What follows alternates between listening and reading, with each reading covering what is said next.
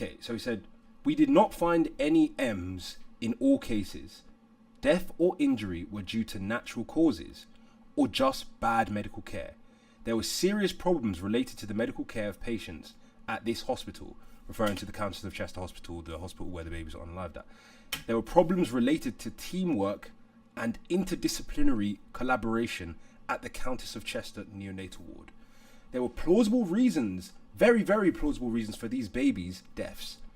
And there was a combination, if you take the totality of the 17 cases, there was a combination of babies being in the wrong place. Sorry, I'm just going to take this call quickly. Sorry, guys. Hello, Dad.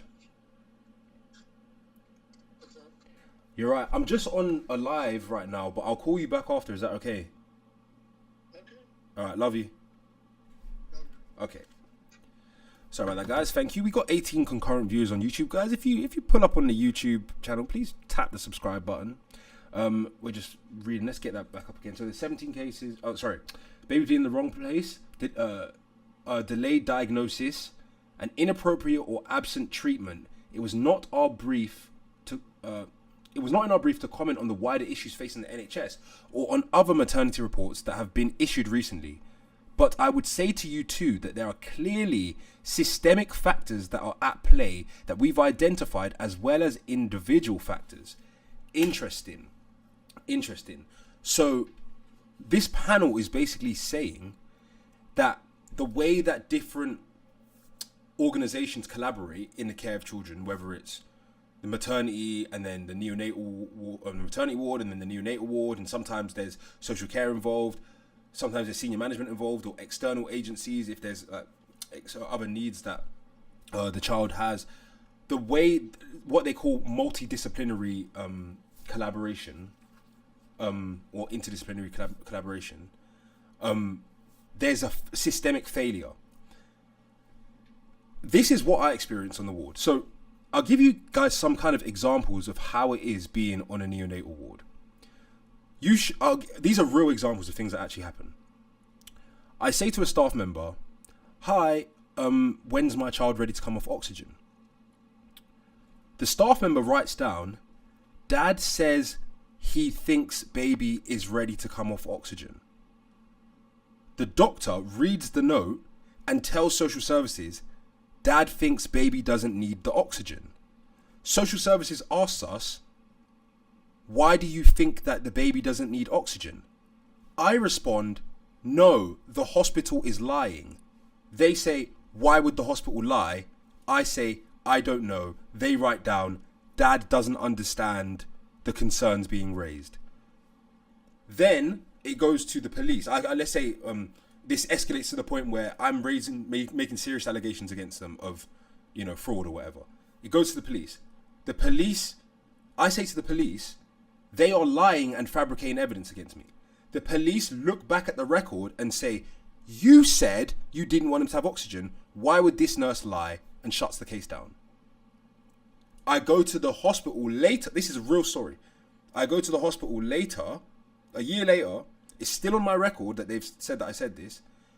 And I say to the hospital staff member, I don't have social services involvement. I've not done anything wrong.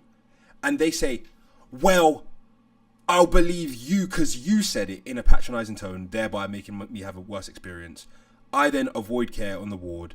And by avoiding care on the ward, now if my child needs medical care, I have to go out of my way to go somewhere else. So this is an example of what I would describe as systemic issues.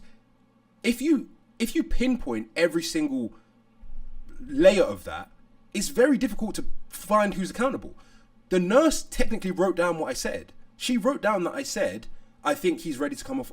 Let me just block this idiot that keeps derailing the conversation. The nurse wrote down what I said, but the doctor interpreted the nurse's note wrong.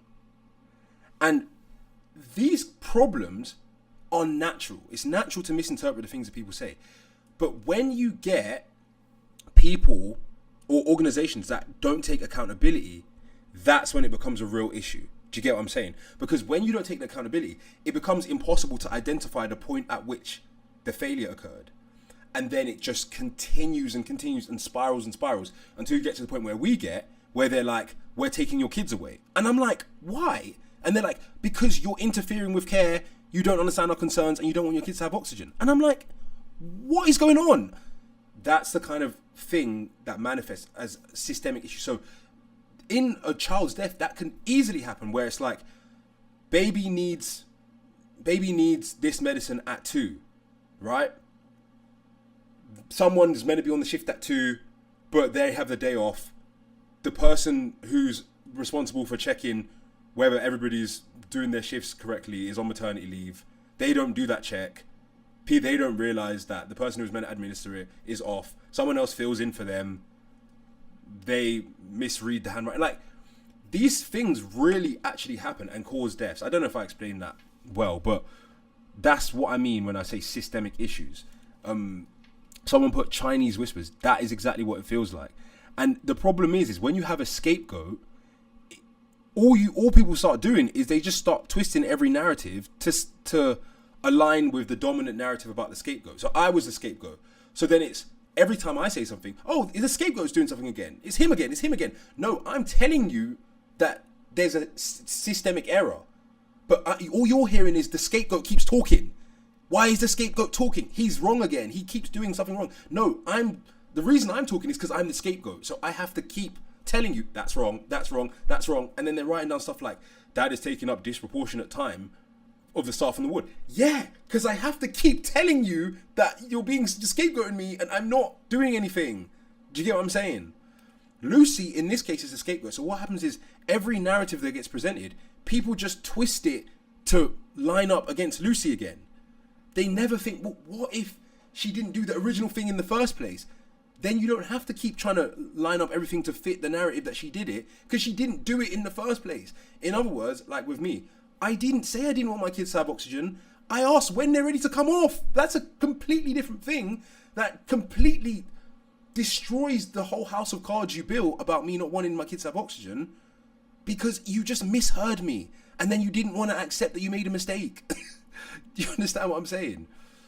So yeah, these are the kinds of issues we're facing. I think digitizing the medical notes will help to solve it to a much greater extent.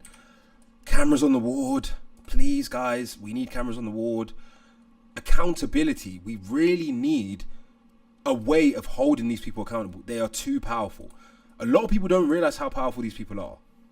They are really, really powerful, and that's why they are able to use organizations to misdirect and then avoid accountability.